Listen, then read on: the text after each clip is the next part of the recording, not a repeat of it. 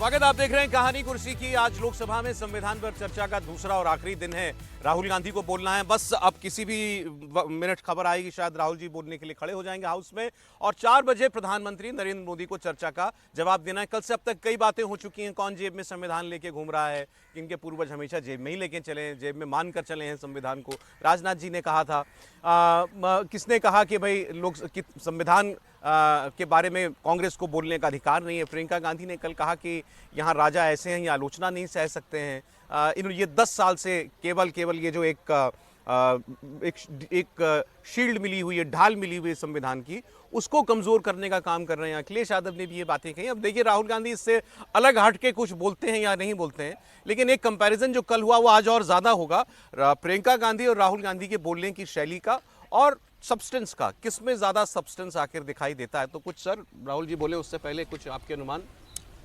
राहुल जी का तो मतलब एक राहुल जी के लिए देखिए, प्रियंका जी और राहुल जी में एक फ़र्क ये है कि राहुल जी बहुत पैशनेट हैं, और दूसरा उनमें एक दिमाग में शायद ऐसा है कि वो गुड कॉप बना रहना चाहते हैं। पॉलिटिक्स में 2 तरह के लोग होते हैं ना, गुड कॉप और बैड कॉप। लाइफ में भी होते हैं। वो गुड कॉप बना रहना चाहते हैं, इसलिए जो भी गड़बड़ हो वो कोई दूसरे लोग बोलते रहे।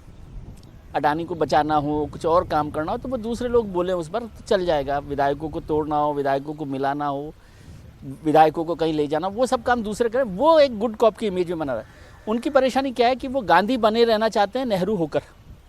गांधी बने रहना चाहते हैं, लेकिन ये समझना चाहिए कि गांधी और नेहरू 2 अलग अलग पर्सनैलिटीज़ हैं। उसकी मैं आलोचना नहीं कर रहा। आपको गांधी है ना तो गांधी रहिए, नेहरू होना तो नेहरू। लेकिन वो नेहरू की पावर चाहते हैं और गांधी की इमेज चाहते हैं, इसलिए ये सारा वो द्वंद्व उनमें चलता रहता है। अभी जो वो बात करेंगे वो तो उनके मोस्ट फेवरेट इशू पर तो मेरे ख्याल से चर्चा करेंगे, अडानी पर और प्रधानमंत्री जी पर। उनका सीधा से, क्योंकि वो डायरेक्ट अटैक करके प्रधानमंत्री जी को वो नंबर 1 वो बने रहना चाहते हैं। क्योंकि आप जितने बड़े व्यक्ति को विलेन बनाएंगे उतने बड़े हीरो आप बने रहते हैं। कल डायरेक्ट रेफरेंस प्रियंका जी के भाषण में भी थे, एक बार जब उन्होंने राजा वाली बात कही। पॉलिटिकल भाषण है, पहले हाँ, राजा अंधेरे में वो अच्छा था, लेकिन वो उस तरह से नहीं बोलते ना। राहुल गांधी बहुत एग्रेसिव तरीके से उस बात को प्रेजेंट करते हैं। मैं समझता हूँ राहुल जी को और प्रधानमंत्री जी से मैं उम्मीद करता हूँ कि वो दोनों ये निजी हमलों की बजाय इस संविधान बहस में क्या हम संविधान से भारत के लिए बेहतर कर सकते हैं और बेहतर भारत के लिए संविधान में क्या कर सकते हैं, इन दोनों पर कोई डिबेट हो। प्रधानमंत्री जी भी आगे आकर बताएं कि भाई वो सरकार के हमारे देश के नेता भी हैं, तो वो देखें कि इस संविधान से हम बेहतर भारत के लिए क्या कर सकते हैं, और बेहतर भारत के लिए संविधान में भी कोई चीज़ जरूरी है तो वो क्या बदलाव कर सकते हैं। यदि वो एक देश एक चुनाव पर भी आ रहे हैं, सोमवार को बिल आ रहा है, तो उस पर भी प्रधानमंत्री बोल सकते हैं कि भाई क्या। राहुल गांधी नेहरू बनकर गांधी जी की इमेज बने रहना चाहते हैं, लेकिन वो गांधी की इमेज ही बनाना नहीं चाहते। महात्मा गांधी जी के तो सारे उद्योगपति करीबी मित्र थे। जमुनालाल बजाज के यहाँ वो रुकते थे, बिरला के घर में वो रुकते थे। भले ही संत फकीर थे गांधी जी, लेकिन वो जानते थे कि कांग्रेस को चलाने के लिए उद्योगपतियों की मुझे जरूरत पड़ेगी, और जो चंदा कांग्रेस को मिलता था वो इन्हीं उद्योगपतियों से मिलता था। राहुल गांधी महात्मा गांधी से सीख नहीं पाए कि अगर कोई पार्टी चलाना है तो आप उद्योगपति से लड़के कैसे चलाओगे। तो देश भी अगर चलाना है तो बिना देश उद्योगपति के कैसे चलाए, जब तक उद्योगपति उद्योग नहीं लगाएंगे। तो राहुल गांधी दरअसल एक ही मुद्दा लेकर चलते हैं। मुझे लगता है सर पार्टी चलाने के लिए तो जो व्यवहार रखना चाहिए उद्योगपतियों के साथ वो रखा ही जा रहा है। वो तो रखा ही, वही इसीलिए मैं कह रहा हूँ वो तो अगर वो भी रखा जा रहा होता तो इस तरीके से एक उद्योगपति के खिलाफ आप लगातार निराधार आरोप नहीं लगाते ना। ठीक है, कुछ भी तो एक बार बात करके बात खत्म करते हैं। आप 24 घंटे से एक ही बात की अडानी की जांच कराओ, अडानी और मोदी मित्र, ऐसी अडानी का आप जिक्र करते हो, चाहे वो संसद का हो। आज भी यही होगा फोकस उनका। निश्चित रूप से 2 चीज जरूर उनके भाषण में रहती है। एक तो वो संघ का कहीं जिक्र करेंगे, अडानी का वो जिक्र करेंगे, और अब मुझे लग रहा है कि वो अभी संभल जाने से रोका था, संभल के लोगों को उन्होंने अपने घर पर बुलाकर मुलाकात की है, तो वो संभल का जिक्र करेंगे। फिलहाल उनके भाषण में जिस तरीके से प्रियंका के भाषण में जिक्र था वैसा ही भाषण रहने वाला है, उससे कोई बहुत अलग हटकर नहीं होगा। प्रियंका और राहुल गांधी का भाषण एक जैसा ही रहने वाला। अच्छा, दोनों ने आरोप लगा लिए, मतलब बीजेपी वालों ने राहुल गांधी पर कि ये हाउस में नहीं रहते, कभी कहीं चले जाते हैं, कभी कहीं चले जाते हैं, चर्चा में तो आते नहीं। प्रियंका गांधी ने भी कल कहा था मुझे 15 दिन हो गए सांसद बने, 10 मिनट के लिए दिखे हैं मुझे प्रधानमंत्री केवल। नहीं, मुझे लगता है कि ये इस तरह की बातें करते हुए थोड़ा सा रिकॉर्ड भी देखना चाहिए। एक तो ये है कि प्रधानमंत्री, कोई ऐसा दिन नहीं होता अगर कोई विशेष कार्यक्रम नहीं है जब सदन में नहीं हो। सदन का मतलब सदन की कार्रवाई में हर वक्त नहीं, कई बार वो अपने चैम्बर में होते हैं, और अक्सर वो अपने चैम्बर में होते हैं। सिर्फ इन्हीं प्रधानमंत्री की नहीं, सारे प्रधानमंत्री पूरे समय नहीं बैठते। हर प्रधानमंत्री का रहा है, किसी का भी आप उठा के देखेंगे, लेकिन नरेंद्र मोदी सुबह उठकर अपने ऑफिस से सदन जब चल रही होती है संसद में आते हैं, इसमें कहीं कोई भ्रम नहीं।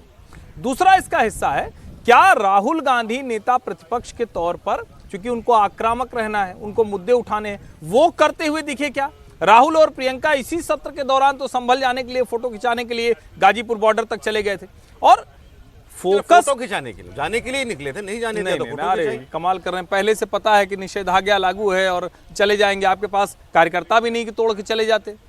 आप तो फोटो खिंचाने गए थे, अच्छी रील बन जाए, बढ़िया, शाम को सब कार्यक्रम ठीक चले, आईटी सेल को थोड़ा सा काम मिले। आप बार बार पूछ रहे हैं क्या होगा, बस फोकस क्लियर है। अडानी मुसलमान, मुसलमान अडानी, उसके इर्द गिर्द जितना बोलना हो, मोदी को गाली दे दें, संघ को गाली दे दें और चार चीजें कह दें, कुछ किस्से कहानियां सुना दें, इससे इतर कुछ होने वाला नहीं। राहुल गांधी के भाषण में इससे इतर कुछ नहीं होगा। और मैं फिर कह रहा हूं, ये अच्छा होता कि कल से लेकर आज तक की पूरी चर्चा संविधान पर केंद्रित रहती, लेकिन दुर्भाग्य से ऐसा नहीं हुआ। मैं भी विजय जी की तरह ये सदिच्छा रखता हूं कि नेता प्रतिपक्ष और प्रधानमंत्री महोदय वो संविधान के दायरे में भारत में क्या कुछ हो रहा है, क्या कैसे उसको बेहतर किया जा सकता है, 10 साल की सरकार में नरेंद्र मोदी ने क्या क्या बेहतर किया है, उस पर बात करें। और अगर नेता प्रतिपक्ष को कहना है तो 10 साल की सरकार में संविधान के दायरे में क्या कुछ नहीं हुआ और उसको कैसे बेहतर किया जा सकता है वो बताएं। ये मुस्लिम फोकस अब रहेगा राहुल गांधी का 100%। ये तो लिख के ले लीजिए, तो बोल्ड में लिख लीजिए। प्रियंका गांधी ने संभल विक्टिम्स की बात की थी, हिंसा की, जो लोग मारे गए उसमें। अखिलेश यादव ने कहा 2 दर्जे का नागरिक बना दिया मुसलमानों को। तो आज संभल के ही सांसद जियाउर रहमान बर्क वो भी बोल रहे थे, क्या संभल में अतिक्रमण हटाने की कार्रवाई चल रही है पुलिस प्रशासन की तरफ से, लगातार चल रही है जब से हिंसा आई उसके बाद से, उस पर भी ऑपोजिशन कह रहा है कि भाई ये तो ये कानून को मानते हैं, सुप्रीम कोर्ट को मानते हैं, सुप्रीम कोर्ट ने इस तरीके की कार्रवाइयों पर रोक लगाई, आप तब भी वहां पर जो है टारगेट कर रहे हैं मुस्लिम कम्युनिटी को। बहरहाल आपको सुनाते हैं संभल के सांसद जियाउर रहमान बर्क की बात पार्लियामेंट में।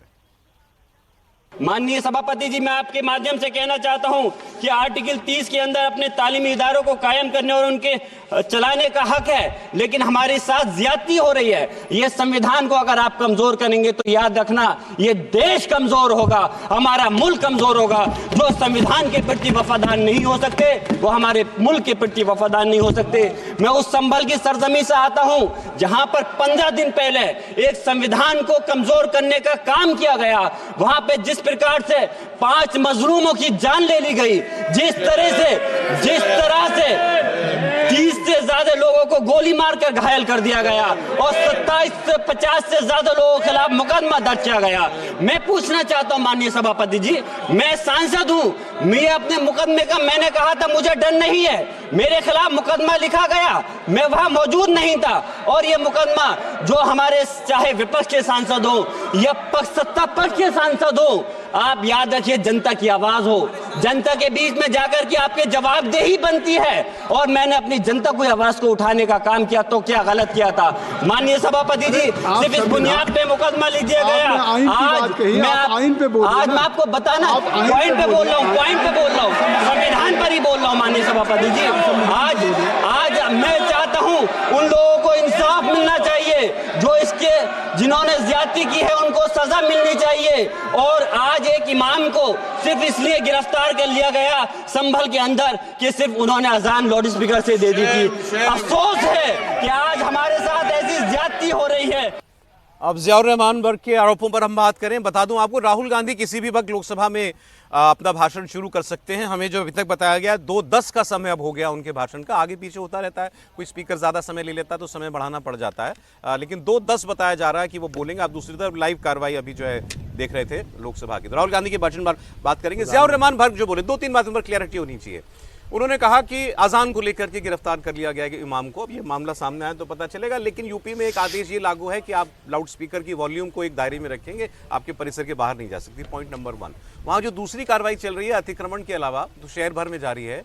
अब कोई कहे कि मुसलमानों के खिलाफ, में 80% आबादी मुसलमानों की है, तो शहर पर ही ज़्यादा, आप पूरे शहर में ही हैं, आप ही हैं, कार्रवाई भी आप ही पर होगी। तीसरी बात, वहाँ पर इस वक्त एक स्पेशल ड्राइव चलाई गई है बिजली चोरी के खिलाफ, और बिजली चोरी को लेकर के जो खबरें आ रही हूँ ये कि जैसे एक मस्जिद का उदाहरण दिया, तो छपी खबर आपको बता रहा हूँ कि एक मस्जिद में जो टीम पहुंची, लिखा हुआ है 59 पंखे थे, 2 दर्जन से ज़्यादा इलेक्ट्रिसिटी पॉइंट्स थे, वॉशिंग मशीन थी, फ्रिज था, और वहाँ पर मीटर बंद था। तो अब ऐसे अगर ये आप कहीं भी अगर ये आप घर में अगर नॉर्मली कार्रवाई हो जाए तो पुलिस मुकदमा लिखती है। तो ऐसी जेल कार्रवाई जाते भी हैं वहाँ पर हो रही है, सीधे। लोग ऐसे जेल मामलों जाते में तो बिजली चोरी में जेल जाते हैं। अगर इस तरह से आप बिजली चोरी कर रहे हैं, और वो सब जगह होती है, ये ड्राइव तो सब जगह चलती है, लोग फंसते भी हैं तो जुर्माना देकर छूटते हैं। अब सवाल ये है कि वहाँ क्या होगा, ये देखना होगा। अब वो जो इमाम साहब वाली बात वो कह रहे हैं, अगर कुछ गलत हुआ होगा तो वो बात सामने आ जाएगी, नहीं तो कोई तो आधार होगा अगर उनको किसी तरीके से उनको गिरफ्तार किया गया है। अब उन्होंने कहा कि मैं अपने लोगों की आवाज़ उठा रहा था, आज तक ये नहीं कोई बता पाया कि वहाँ भीड़ निकली क्यों थी हिंसा वाले दिन। सर ये वो मुझे लग रहा है बातचीत वो हटी गई बहस से, वो भीड़ आगे कैसे, अब कोई कह रहे तो पुलिस बताए। उस पर चर्चा ये हुई ना कि वो बात इसलिए भी हट गई क्योंकि आपने कहा कि सरकार ने कहा कि वो जांच कर रही है कमेटी, इसीलिए तो आपने राहुल जी को जाने नहीं दिया था। तब जांच हो जाने दीजिए, फिर जांच जब हो जाएगी उसके बाद वो बहस शुरू होगी कि क्या वो जांच सही है गलत है, या जांच के क्या रेफरेंसेस हैं, जांच में किन लोगों को दोषी पाया गया, किन लोगों को छोड़ा गया। सरकार ने इसीलिए वहाँ पर पाबंदी लगा रखी थी, राहुल जी को भी इसीलिए जाने से रोका गया, राहुल गांधी को। तो अब जब जांच खत्म हो जाएगी मेरे ख्याल से इसी वजह से वो रुका, और अभी तक वहाँ पर आना जाना भी रुका हुआ है। लेकिन एक जानकारी और मिली थी, पता नहीं मुझे जानकारी नहीं, कि किसी जगह पर वहाँ पे कुछ जनरेटर या उस तरह का बिजली जनरेट करने का भी कोई साधन लगा रखा था, जिससे एक पूरी कॉलोनी को बिजली सप्लाई की जा रही थी अवैध तरीके से। ऐसी भी कोई इंक्वायरी, मतलब जो ये बिजली चोरी के दौरान ही ये मसला पकड़ा गया था। एक और कोई घटना वहाँ पर उसी तरह की बड़ी पकड़ी गई जिसमें बिजली सप्लाई की जा रही है अवैध तरीके से। अब आज वहाँ पर एक मंदिर मिला है पुराना, अच्छा वो मंदिर वहाँ 78 से बताया जा रहा है कि वो मंदिर बनता, वो तस्वीरें हैं तो दिखा दीजिए, क्योंकि हम लोग संभल की बात कर रहे हैं तो ये चर्चाएं भी हो जाएंगी। वो संभल में आज जो मंदिर पुलिस की जब वहाँ गई तो एक कोठरी थी, उसको खुलवाया तो पता लगा मंदिर था। 78 में वहाँ पर बहुत बड़ा दंगा हुआ था, और वो दंगे के बाद से अब आज क्योंकि वो वहाँ के पुराने और वृद्ध जन सामने आए तो उन्होंने कहा तब से वो मंदिर बंद हो गया था। अंदर वहाँ शिवलिंग है, हनुमान जी की मूर्ति है, पुलिस गई तो सब मिट्टी में ढका हुआ था, सब कुछ तो हटाया गया, मिट्टी वगैरह सब वहाँ से हटाई गई है। अब वहाँ वही सीओ दिखाई दे रहे थे जिनके पैर में चोट लगी थी, जिन्होंने एक मीडिया इंटरव्यू में कह दिया था कि ये अनपढ़ लोग ये गोली चलाएंगे, हम पुलिस क्या मरने के लिए होती है, तो उस पर बड़ा हंगामा हो गया था। ये वो तस्वीर है। फिर उन्होंने ऊपर मुझे लग रहा है एक बार घंटी भी बजा दी। तो अनुज चौधरी नाम है, सीओ हैं ये, मुझे लग रहा है इस पर भी हंगामा होगा, या पुलिस क्या मंदिर साफ करने के लिए है? नहीं, लेकिन मुझे लगता है कि ये तो मूल मुद्दे पे बात की जानी चाहिए। पुलिस मंदिर साफ करने के लिए नहीं है। जैसे आक्रमणकारी आक्रांताओं ने आकर देश के अलग अलग हिस्सों में राम कृष्ण शिव की भूमि को कलंकित किया, उसको ध्वस्त करके वहाँ मस्जिद बना दिया, उसी तरह से 78 के दंगे के बाद मुसलमानों के बहुसंख्यक इलाके में हिंदुओं का मंदिर दबा दिया गया। तो पुलिस तो सिर्फ और सिर्फ उसको उजागर कर रही है, सामने ला रही है, इसमें कोई वो पूजा करने वहां थोड़ी ना गए। दे दूं, दबा दिया गया क्योंकि आपने कहा, जो वहां एक लोकल व्यक्ति उन्होंने कहा मैं 82 वर्ष का हूं, मैंने मंदिर देखा है, हिंसा के बाद से लोग यहां से चले गए। और उसके बाद उन्होंने कहा हम पुजारी रखते थे लेकिन कोई पुजारी यहाँ रुकता ही नहीं था, वो माइग्रेशन वहां पर हो गया, मंदिर बंद हो गया, हिंदू आबादी का माइग्रेशन वहां है। वहां बाहर ये आरोप जरूर है कि वहां के स्थानीय मुस्लिम आबादी ने कुआं पाट दिया। मैं यही तो कह रहा हूं, ये इससे सुखद कुछ नहीं होता। और मैं बार बार कहता हूं कि मेरे मुंह से निकलते हुए बुरा लगता है लोगों को, लेकिन ये फ्रॉड सेकुलर हैं, ये बदमाश सेकुलर हैं। कश्मीर में भी यही कहते थे कि भाई वो मुसलमान भाई हिंदू भाई का घर रखवा रहा था, कब्जा कर लिया उन्होंने, ये झूठ बोलते हैं ये। और अगर ये इस तरह से किया होता तो वो क्यों पलायन करके भाग गए होते? आप कल्पना कीजिए ना, जिस मंदिर को जिस हालत में देखा जा रहा है, आपको लग रहा है कि वो पुजारी रखा होता तो आज वहां से मिट्टी हटानी पड़ती। मुझे तो दबा हुआ ही दिख रहा है, 40 साल से बंद है वो जगह। अरे तो मैं कह तो रहा हूं, अगर आप सचमुच सद्भावना होती तो क्या कोई पुजारी, कोई भी एक पुजारी नहीं मिलता जो उसको मंदिर को करता? अगर सचमुच सद्भावना है, और अगर वहां कोई नहीं है तो क्या ऐसे ही मुसलमानों ने वहां मंदिर बना दिया था क्या? मूल सवाल पे उसका मूल सवाल दूसरा है। उसका मूल सवाल है कि उस दंगे के बाद वहां पर हिंदू आबादी ने माइग्रेट किया। यदि दंगों के बाद स्थिति सामान्य रहती तो क्या माइग्रेट करते? क्योंकि माइग्रेशन जो है ना वो बड़ा इशू है उसमें, कि हिंदू आबादी का माइग्रेशन हुआ और इसीलिए वो